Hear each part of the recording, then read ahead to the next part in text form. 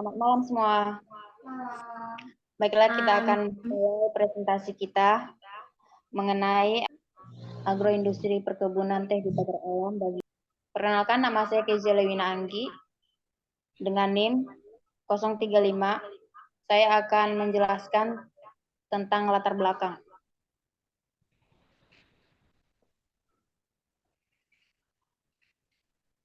Perkenalkan, nama saya M. Erik Ferlanda dengan NIM 003. Saya akan membaca grafik. Perkenalkan, nama saya Alia Noveria Lestari dengan NIM 045. Saya akan membaca multiplier effect.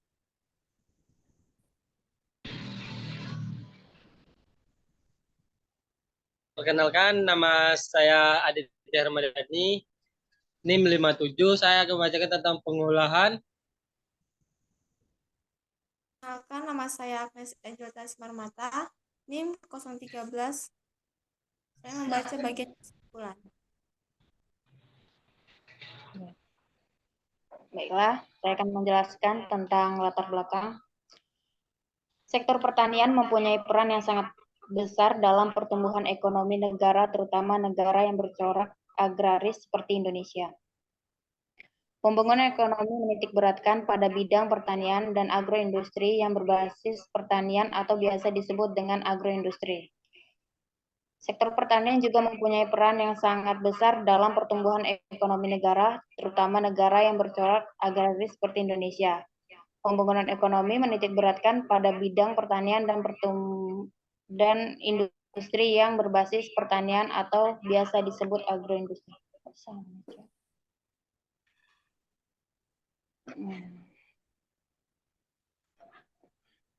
Lanjut. Teh adalah salah satu komoditas perkebunan di Indonesia. Perkebunan teh merupakan bentuk perkebunan yang sudah lama dibudidayakan di Indonesia. Teh adalah bahan minuman penyegar yang sudah lama. Salah satu hasil komoditi yang dihasilkan di PT Perkebunan Nusantara 7 adalah teh hitam jenis ortodoks dan CTC dengan teh merek Gunung Dempo. Teh Gunung Dempo merupakan satu-satunya teh dataran tinggi di lereng timur, menghadap langsung sinar matahari selama pukul 7 sampai 10, membuat proses fotosintesis atau pembakaran zat hijau daun-daun teh berlangsung sempurna. Selanjutnya, grafik akan dijelaskan oleh M. Erik Ferlanda. Grafik ini dibagi menjadi dua, yaitu basah dan kering. Yang basah berwarna biru, sedangkan yang kering berwarna oranye. Di tahun 2016,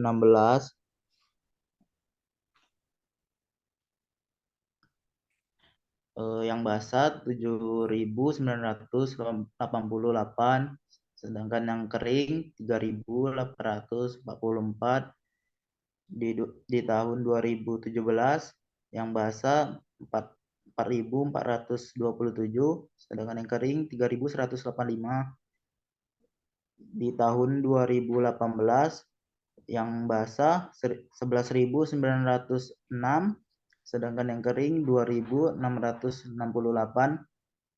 Di tahun 2019, yang basah 10.789, sedangkan yang kering 2.589.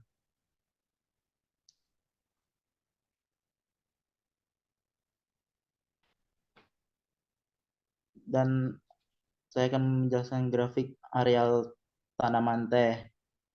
Di tahun 2016, 1.468.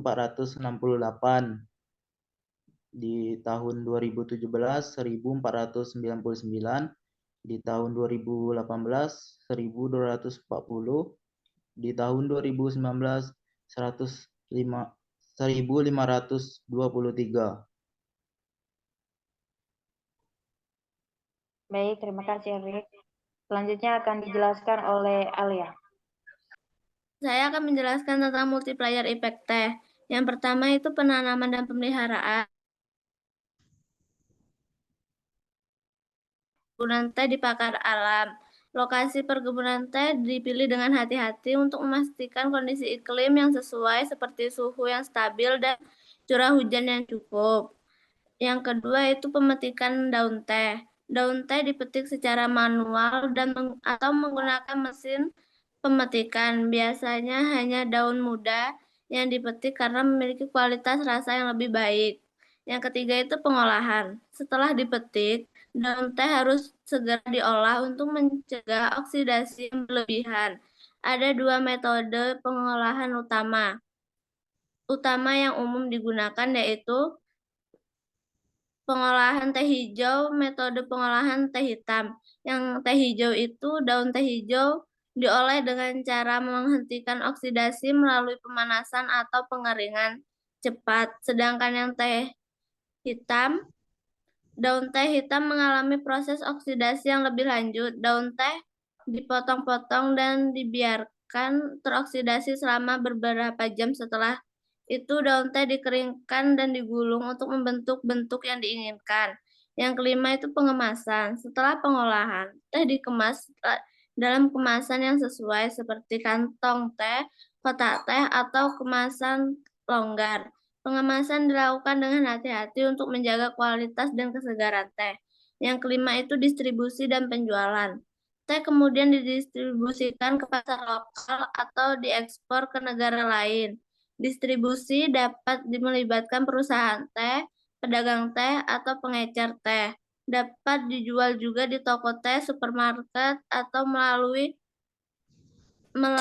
platform online. Yang terakhir yaitu konsumsi. Teh sampai ke tangan konsumennya menikmati minuman yang segar dan bermanfaat. Teh dapat diseduh dengan air panas atau dingin dan dapat dinikmati dengan tambahan seperti gula, susu, atau lemon sesuai dengan yang preferensi di individu yang diinginkan. Baiklah, terima kasih Alia. Selanjutnya, pengolahan teh akan dijelaskan oleh Adit. Baiklah, saya akan menjelaskan tentang proses pengolahan teh hitam.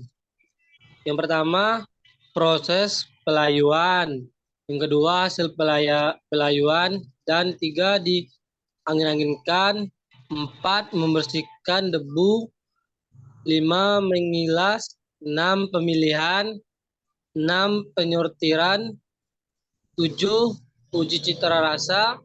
8, sortasi harian dikumpulkan. 9, mengatur api penyaringan, dan 10, kontrol hasil penyaringan. Baiklah, terima kasih Adit. Selanjutnya kesimpulan yang akan dijelaskan oleh Agnes.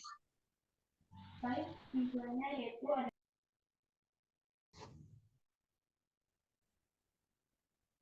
Baik, kesimpulannya di sini ada beberapa hal penting yang dapat kita ambil dari materi ini, yaitu yang pertama, perkebunan teh di pagar alam memiliki potensi yang besar dalam industri agroindustri. Yang kedua, agroindustri perkebunan teh di pagar alam memberikan kontribusi signifikan terhadap perekonomian daerah. Yang ketiga, peningkatan kualitas teh dan diverifikasi produk merupakan faktor penting dalam pengembangan agroindustri perkebunan teh di pagar alam. Yang keempat, pentingnya pengolahan yang berkelanjutan dalam perkebunan teh di pagar alam. Yang kelima, kerjasama antara pemerintah, petani, dan industri teh sangat penting dalam mengembangkan agroindustri perkebunan teh di pagar alam. Dengan mengoptimalkan potensi perkebunan teh di pagar alam dan mengimplementasikan praktik-praktik yang berkelanjutan, agroindustri perkebunan teh di daerah ini memiliki prospek yang cerah untuk berkembang dan memberikan manfaat ekonomi dan sosial bagi masyarakat setempat. Baiklah, demikian presentasi dari kelompok kami mengenai agroindustri perkebunan teh di pagar alam.